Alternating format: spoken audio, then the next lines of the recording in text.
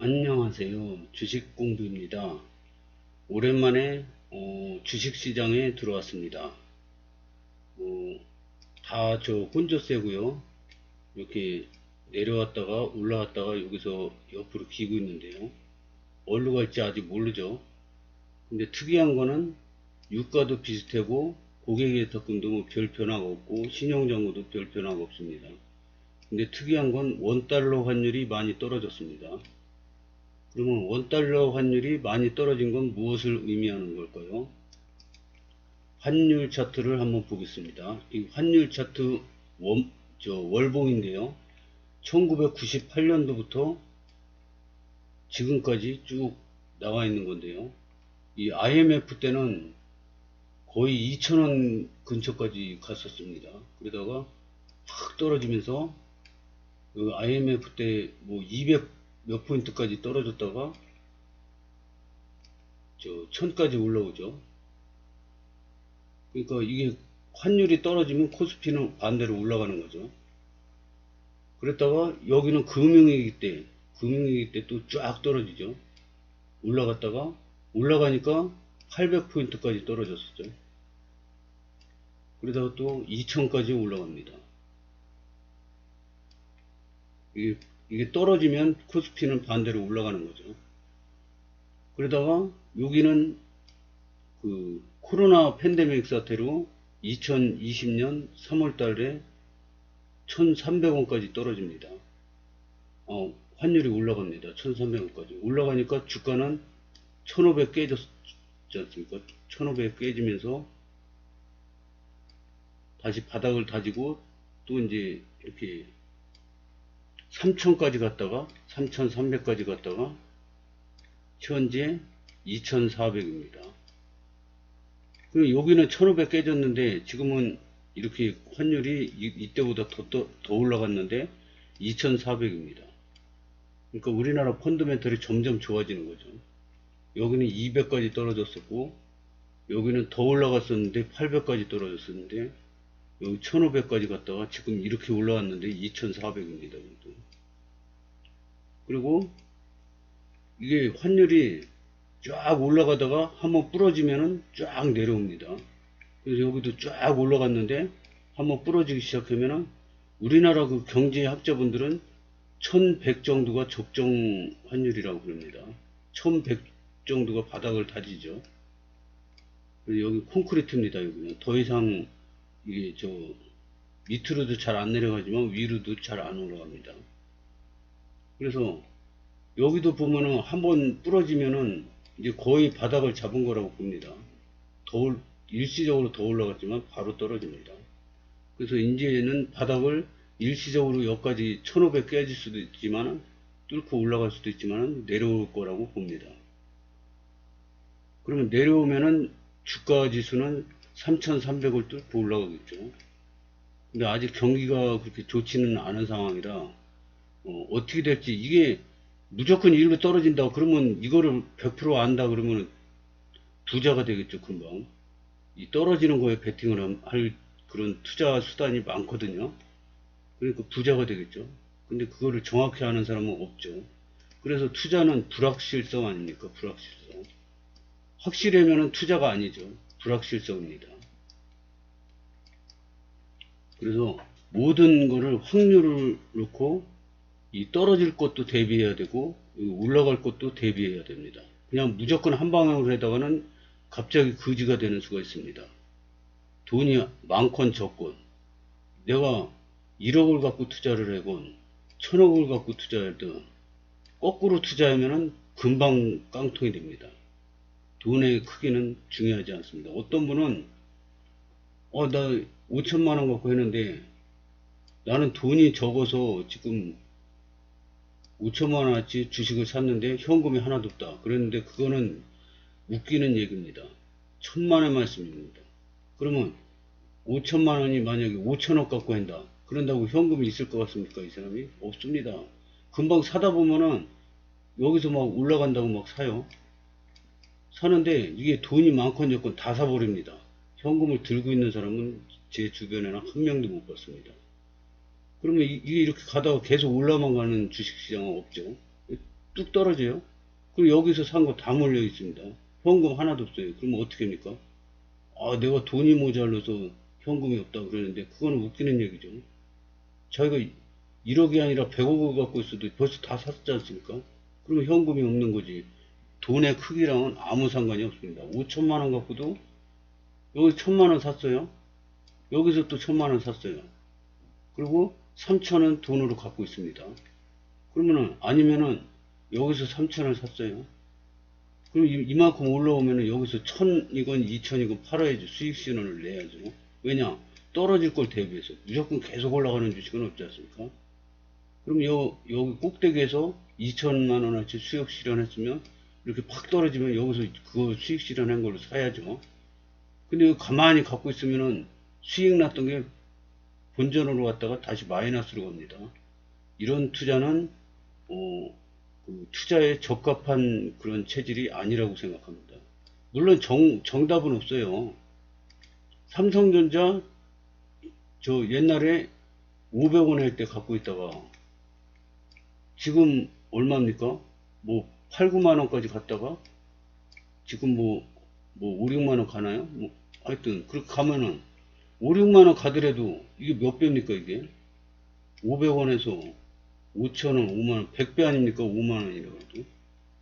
이렇게 오래 갖고 있어서 크게 먹는 사람이 있는 반면 저같이 여기서 샀으면 여기 사요. 그러다 이렇게 오르면 여기는 일부 팝니다. 2개 팔아요. 3개 샀는데 2개 팔아요. 하나는 갖고 있고 2개는 현금으로 갖고 있습니다. 뚝 떨어지면 또 이거 2개 판 거를 삽니다. 또 올라가면은 2개를 팔아요. 떨어지면은 2개 삽니다. 이렇게 해서 눈덩이를 굴려가는 스타일이 있는 거고, 어떤 사람은 500원에 사서 5만원 갈 때까지 그냥 갖고 있는 사람이 있는 거예요. 그 다 투자 스타일이 다 틀려요. 어떤 게 정답인 거는 없습니다. 이 주식 투자에서 최고 그 전무후무한 부자가 워렌 버핏 아닙니까? 전에도 없고 후에도 없을 세계 최고의 투자자가 워렌 버핏이지만, 워렌 버핏은 이 차트 분석은 쓰레기라고 합니다. 차트 분석 백날 해봐야 소용없다 이거죠. 근데 이 워렌 버핏 사부님 벤자민 그레이엄의 제자들이 주식 명인들이 많습니다. 근데 이 같은 스승 밑에 있는 제자들 중에서도 이 워렌 버핏 같이 같이 투자하는 사람이 있고, 같이 투자가 대부분이죠. 근데 차트 매매를 하는 사람도 있습니다. 같이 투자 절대 안 하고 차트만 보고 매매해서 세계 명인이 된 사람도 있습니다. 그러니까 정답이 없어요 이거는. 오늘의 제목은 공포의 코스피 갭 이론입니다. 갭은 반드시 채우러 온다. 이건데요. 제가 처음 주식 투자를 한 거는 2008년입니다. 2008년인데 뭘 해도 어떻게 해도 안 되는 겁니다. 이거 맨날 계속 까먹어요. 그러니까 우리나라 제야의 고수들을 찾아갑니다. 제가 그때 슈퍼에고 있을 때인데 슈퍼 때려치고 찾아간 게 아니라 인터넷으로 방송을 해줍니다. 인터넷으로 방송을 해주면서 제야의 고수 1인자라는 사람이 방송을 해주는데 회비를 한 달에 100만원씩 받습니다. 그럼 저는 슈퍼를 보면서 이 카운터에 노트북을 놓고 장사하면서 듣는 거죠. 그리고 이제 부인이 낮에 출근을 해서 8시간을 봐주면은 저는 가게방에 들어가서 컴퓨터 켜놓고 또 거기서 봅니다. 그러면 이 제야의 고수라는 분들은 뭐 회원분들이 뭐 몇백 명에서 1000명까지 되는 데도 있어요. 그러면 이제 100만원씩 받고 주식시장이 열리기 9시부터 3시까지 6시간을 강의를 해줍니다. 이 주식은 이렇게 돼서 지금 사야 되고, 이 주식은 이렇게 돼서 팔아야 된다. 이런 것도 가르쳐 주고요. 자기 노하우도 가르쳐 줍니다. 그래서 시간이 모자르면 장 끝나고 나서 특별 방송, 공개 방송도 합니다.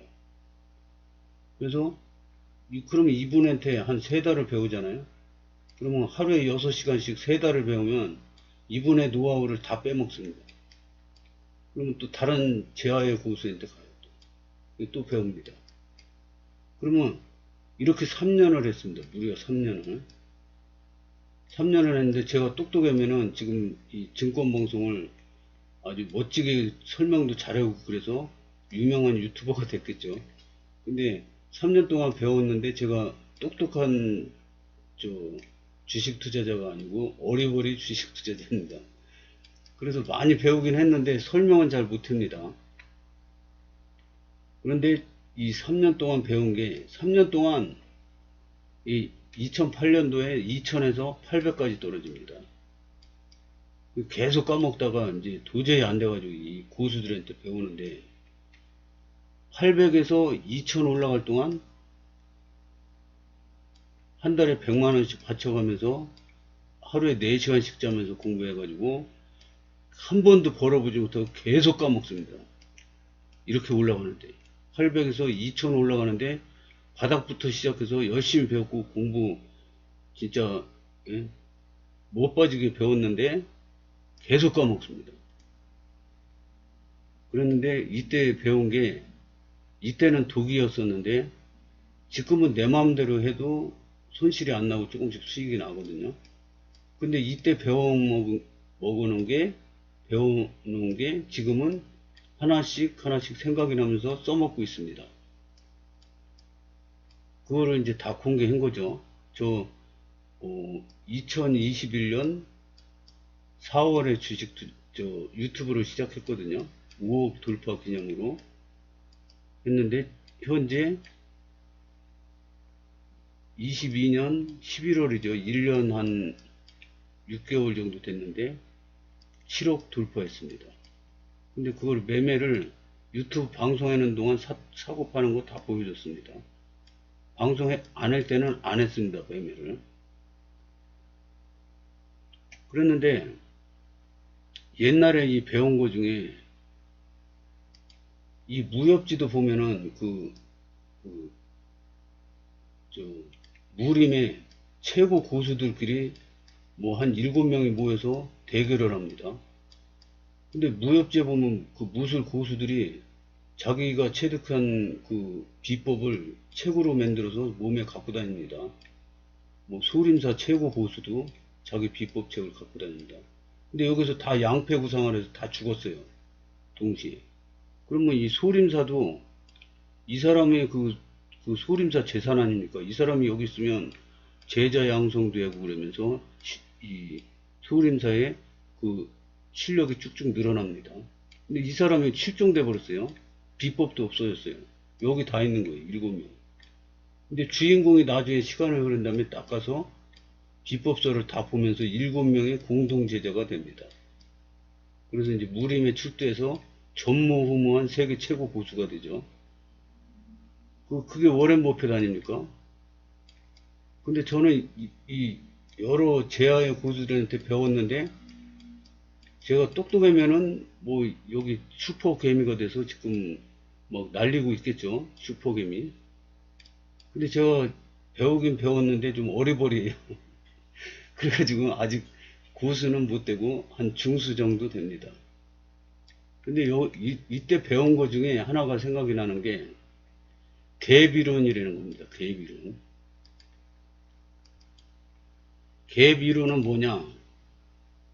이거 보면은 갭이 있지 않습니까? 이렇게 갭이 있어요. 여기도 갭이 있어요. 그러면 이런 갭이 생기면은 반드시 채우러 온다 이거예요. 지금 바로 안 채워도 여기는 바로 채웠지 않습니까? 바로 안 채워도 언젠가는 반드시 채우러 온다 이거예요. 이 갭이 이렇게 있었어요. 이렇게 캔들이 이렇게 생겼어요. 그럼 이 갭은 언젠가 반드시 채우러 온다 이거죠. 이 갭은 언젠가 채우러 온다 이거예요. 그게 갭이론이거든요. 그래서 이게 맞나? 그럼 이거 갭은 왜 생기냐? 갭은 왜 생기냐면 여기서 만약에 2444.48%로 끝났어요. 이렇게 끝났는데 그 다음날 월요일날 여기가 이제 종가예요. 종가인데 그 다음날 월요일날 미국이 오르고 만약에 삼성전자라고 그랬죠. 이건 종합지수인데 이게 삼성전자 차트라고 쳐요. 삼성전자의 반도체 값이 많이 올랐다 그러잖아요. 그러면 이제 이게 이게 차트 종합, 주식 종합 창인데요. 만약에 여기서 삼성전자가 57,100원이라고 쳐요. 삼성전자 운에 이거는 57,100원이에요. 그러면 여기 거래량 이렇게 있었습니까? 8,766주를 57,100원에 판다고 올려놨어요.